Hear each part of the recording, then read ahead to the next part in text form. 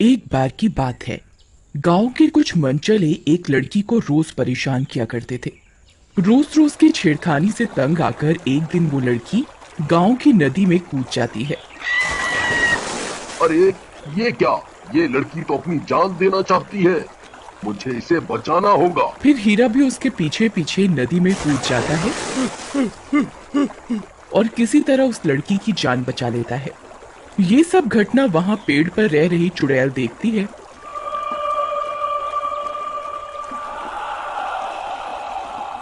तो उसे हीरा से प्यार हो जाता है और वो एक सुंदर सी औरत का भेष बदल कर हीरा से शादी करके उसके साथ उसके घर में रहने लगती है। फिर कुछ समय बीतने के बाद उनके घर एक प्यारी सी बच्ची का जन्म होता है। हीरा बच्ची को गोद में लेकर बहुत खुश होता है, लेकिन रेशमा मन ही मन डर रही होती है। अरे रेशमा, क्या हुआ? देखो ना, भगवान ने हमें कितनी सुंदर बिटिया दी है। रेशमा मन ही मन सोचती है, मैंने तो खुद पर काबू पा लिया है, लेकिन मेरी बेटी अभी छोटी है। कहीं गांव वालों को पता चल गया कि ये चुड़ैल है तो वो इसे जिंदा नहीं छोड़ेंगे। फिर कुछ ही दिनों में रेशमा की बेटी दूसरे बच्चों के मुकाबले बहुत तेजी से बड़ी हो रही थी। एक दिन वो गांव के बच्चों के साथ खेल रही होती है। अरे सुमन, देख तो सही, ये रेशमा की बेटी कितनी जल्दी बड़ी हो गई है। इसकी उम्र के बाकी बच्चे तो इसके आगे बौने लग रहे हैं। तभी खेलते खेलते जैस्मिन को गुस्सा आ जाता है और वो एक बच्चे की गर्दन पकड़कर उसे हवा में उठा देती है। आई मम्मी, बचाओ बचाओ! आ आ आ मर गया रे! अरे अरे जैस्मिन, मुझे माफ कर दो।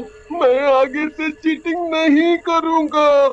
तुम फिर से अपनी बारी ले लो।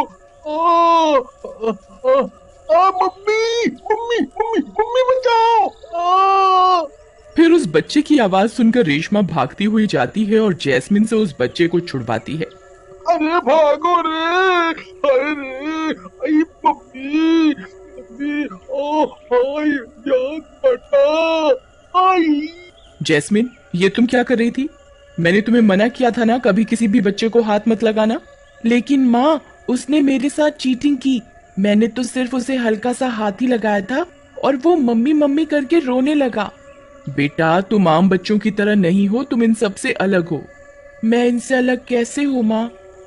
जैस्मिन के सवालों का जवाब रेशमा नहीं दे पाती और उसे घर के अंदर ले जाती है। फिर एक दिन रेशमा जैस्मिन के बाल बना रही होती है।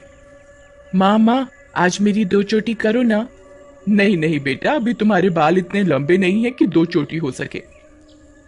फिर रात होने पर सब सो रहे होते हैं। तभी पड़ोस के घर में से किसी औरत के चीखने की आवाज आती है। अरे मर गई रे, हाय रे, कोई मेरे बालों पर उस तरह फेर कर मुझे गंजा कर गया रे। हाय रे, मैं तो गंजी हो गई। मोया कोई अंधेरे का फायदा उठाकर मेरे बाल ही ले गया।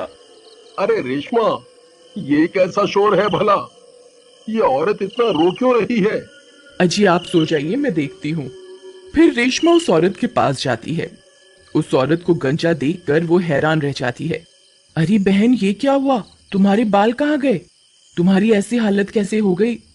अरे क्या बताऊं बहन, कोई कमबख्त अंधेरे का फायदा उठाकर मेरे बाल ही काट कर ले गया।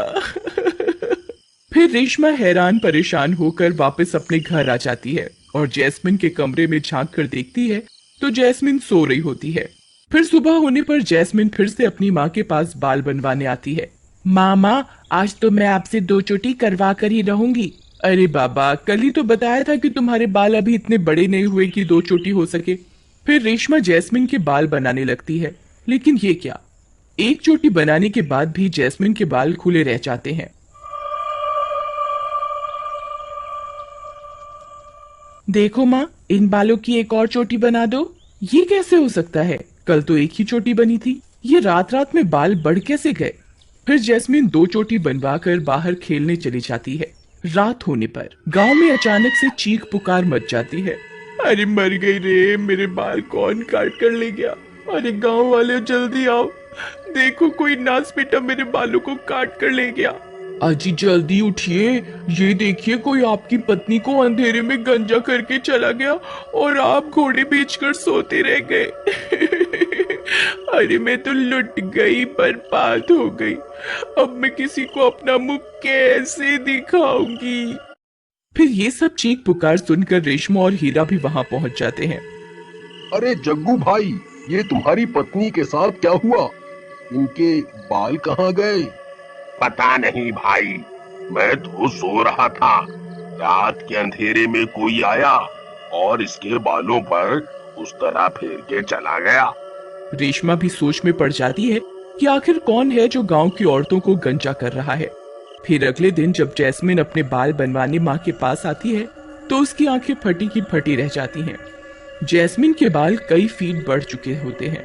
अरे जैस्मिन, ये क्या, तुम्हारे बाल रातों रात इतने कैसे बढ़ गए? माँ, आप तो जानती ही हैं मुझे बड़े बालों का कितना शौक है। अब मैं बालों को खुला ही रखूंगी। फिर इतना बोलकर जैस्मिन बाहर बच्चों के साथ खेलने चली जाती है। उसके लंबे बाल देखकर उन गंजी औरतों की आंखें फटी की फटी रह जाती हैं और उनका शक यकीन में बदल जाता है। अरे दैया रे दैया, जरा इसके बाल तो देखो, कल तक तो कितने छोटे थे, रात रात में कितने बढ़ गए। तभी रेशमा भागती हुई जाती है और जैस्मिन को वापस अपने साथ घर के अंदर ले जाती है। अरे रेशमा, ये जैस्मिन के बालों को क्या हुआ? एकदम से इतने लंबे कैसे हो गए? ये तो नामुमकिन है। आखिर ये सब चल क्या रहा है? अजी मैं आपको कुछ बताना चाहती हूँ। रेशमा हीरा को कुछ बताने ही वाली होती है कि तभी गांव के लोग उनके घर पर हमला कर देते हैं।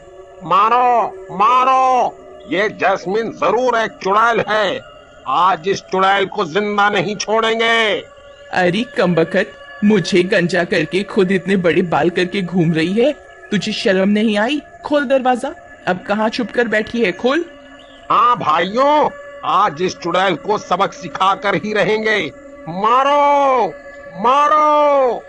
अरे ओ गांव वालों, तुम्हारी इतनी हिम्मत, मेरी बेटी को चुड़ैल बुलाते हो? वहीं रुको, अभी एक एक को सबक सिखाता हूँ। फिर हीरा लाठी लेकर घर से बाहर जाने लगता है। तभी रेशमा उसे रोक लेती है।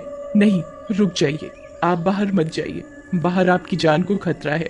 अरे रेशमा, तुम डरो नहीं, मैं अभी इन गांव वालों को सबक सिखा कर आता हूँ। फिर इतना बोलकर हीरा बाहर निकल जाता है। उसके बाहर पहुंचते ही सभी गांव वाले उसे लाठी डंडों से मारने लगते हैं। मारो मारो, इसे जिंदा नहीं छोड़ना है। आज इसके पूरे परिवार को मारकर ही दम लेंगे।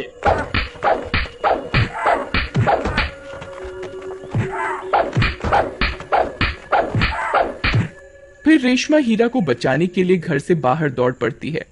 लगता है अब मुझे असली रूप में आना ही होगा, नहीं तो ये लोग इन्हें जिंदा नहीं छोड़ेंगे। फिर रेशमा अपने असली चुड़ैल के रूप में आने की कोशिश करती है, लेकिन वो रूप नहीं बदल पाती। अरे ये क्या, मैं चुड़ैल क्यों नहीं बन पा रही? नहीं, ऐसा नहीं हो सकता। अगर मैं चुड़ैल नहीं बनी तो इनकी जान नहीं बचा पाऊंगी। फिर बहुत कोशिश करने के बाद भी रेशमा चुड़ैल का रूप नहीं ले पाती। फिर उसे ध्यान आता है शायद जैस्मिन के जन्म लेते ही उसकी सारी शक्तियां जैस्मिन में चली गई हैं। फिर वो भागते हुए घर के अंदर जैस्मिन के पास जाती है। जैस्मिन, चलो, तुम्हारे बाबा को तुम्हारी जरूरत है, जल्दी चलो, नहीं तो गांव वाले उन्हें मार डालेंगे। फिर वो दोनों भागते हुए बाहर जाती हैं। गांव वाले अभी भी हीरा पर डंडों की बरसात कर रहे होते हैं। जैस्मिन, तुम्हें अपने असली रूप में आना होगा, अपनी शक्तियों को पहचानो, तुम्हारे बाबा को आज तुम्हारी जरूरत है। अपनी शक्तियों को पहचानो बेटा। तभी अपने बाबा की हालत देखकर जैस्मिन को गुस्सा आ जाता है और वो अपनी शक्तियों को पहचान जाती है और उसका आकार बढ़ने लगता है।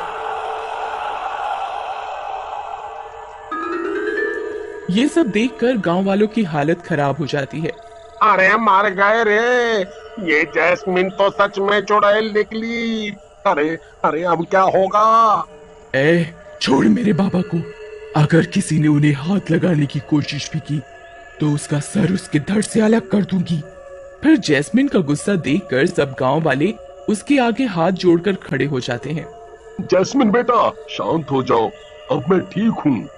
फिर अपने बाबा को सही सलामत देखकर जैस्मिन का गुस्सा शांत हो जाता है और वो अपना आकार छोटा कर लेती है। फिर रेशमा सभी गांव वालों को यकीन दिलवाती है कि जैस्मिन से किसी को कोई खतरा नहीं होगा।